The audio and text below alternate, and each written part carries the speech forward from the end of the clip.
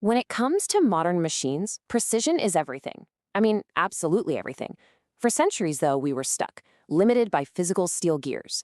But today, we're diving into the tech that changed the game, electronic gearing. It's this brilliant shift from clunky, old-school hardware to smart, flexible software. So let's start with a kind of weird question, right?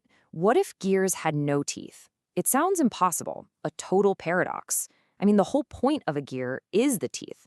But stick with me, because this exact idea is the key to the whole revolution in motion control we're about to unpack. For ages, mechanical gears were the only way to do things. But man, they came with a lot of baggage. You had backlash, that tiny bit of slop between teeth that just kills precision, not to mention the constant wear and tear. Well, electronic gearing just throws all of that right out the window. What you get instead is perfect digital synchronization that's super adaptable and totally free from mechanical wear. So let's trace this evolution, because it's a fascinating story. This isn't just about building a better gear. It's about making a fundamental leap away from physical limits and into the just endless possibilities of code. Let's see how they pulled it off. Okay, so what is electronic gearing, really? Well, put simply, it's where a smart little controller, called a servo drive, uses math to link a master signal to a follower motor. So instead of physical teeth meshing together, it's creating this perfect, programmable relationship using nothing but code.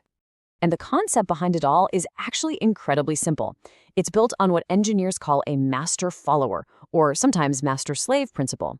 And it really is all about a relationship where one part sets the pace and the other follows its instructions perfectly, every single time, without question.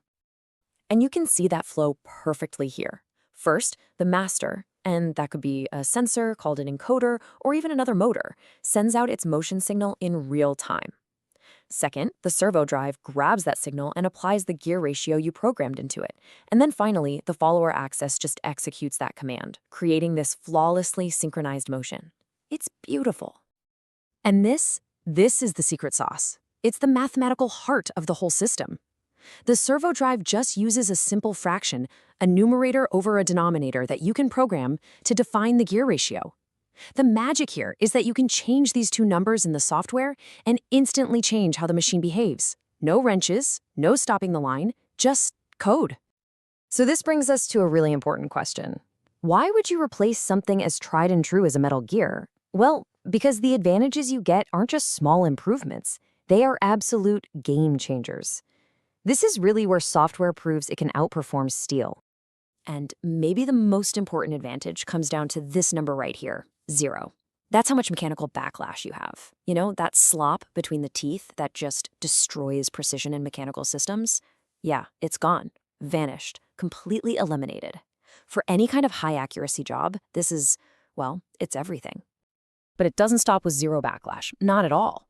You also get incredibly flexible ratios that you can literally change on the fly while the machine is running. You get the ability for one single master to control and synchronize a whole bunch of follower axes at once. And, over the long term, with no mechanical parts wearing down or needing grease, the cost savings are huge. This table really puts it all into perspective, head to head. You look at accuracy, electronic is super high, no backlash. Mechanical, it's just medium. You look at flexibility, you're comparing an on-the-fly software change to a full-on hardware swap. So in the end, electronic gearing just dominates in complex automation, leaving the old mechanical boxes for simpler, high-torque tasks, where you don't really need that super fine-tuned precision. All right, let's talk about where this technology really gets to show off. We're moving from the why to the wow factor now, because these advanced applications show what's actually possible when you swap out physical limits for programmable logic out in the real world. I mean, we are talking about some incredibly sophisticated tasks here. Picture 2 robotic arms that have to work in perfect, seamless harmony. Or think about a system that's winding super delicate fiber optic cable, where the tension has to adjust constantly, in real time, to prevent it from snapping. This is a level of complex, synchronized motion that is it's literally impossible with old-school mechanical gears. And wow, this chart just says it all. The ability to synchronize multiple axes just explodes with this tech. A single master can flawlessly coordinate the motion of up to 16 follower axes, and sometimes even more. Now, just try to imagine building a mechanical gearbox that could do that. The complexity, the size, the potential for failure, it would be astronomical. So, if you take one thing away from all of this, let it be this.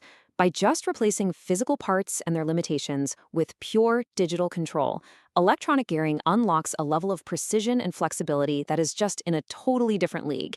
It's such a powerful example of how software is actively reshaping our physical world. And that leaves us with a final, pretty provocative thought to chew on. Gears were one of the cornerstones of the Industrial Revolution, a purely physical solution to a physical problem. Now they're becoming code. It really makes you wonder, as our world gets more and more digital, what other physical parts are next on the list to be replaced by just a few lines of software?